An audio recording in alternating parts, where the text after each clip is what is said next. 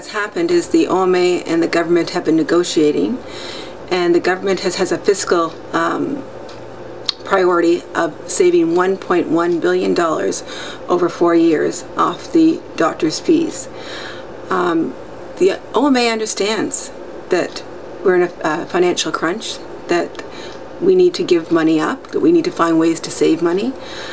We've tried to work with the government to offer solutions where we could find money without damaging patient care or patient access. The final stand, the OMA stand, was that we would go 0% increase in fees with 0% utilization, with also $100 million saved in the first year and $150 million saved in the second year. It was going to be a 2-year plan, not a 4-year plan, and that would give the OMA time to find more ways to save money.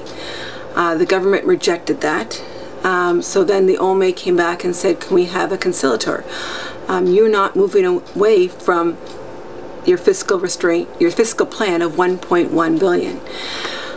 They actually want to save $1.5 billion, and then they have some plan to put money back into primary care at about $400 million. They said the numbers are way beyond me. Anyway, saying that, the family doctors aren't really okay with that, because that means you do the service with the hope you get paid, as opposed to the comprehensive care which they were being paid for right now. In a family health care organization, they were paid a fee to do comprehensive care. Now, if they do it, they might be able to apply for it and get the money back, but there's no guarantee. So even though it looks like the family doctors should be happy, they're not, because they're worried that this may not come to fruition. Specialists too are being cut, and that makes all doctors worry, because when you cut unilateral without any discussion, what does this mean to patient care? We think that probably most specialists won't be able to provide the care because their overheads will be too high that they were providing before, so therefore service will be cut back. So patients will suffer because they won't have access. Their family doctors don't have their comprehensive care anymore being paid for, so they won't be as available because they too have to cut back on their overhead.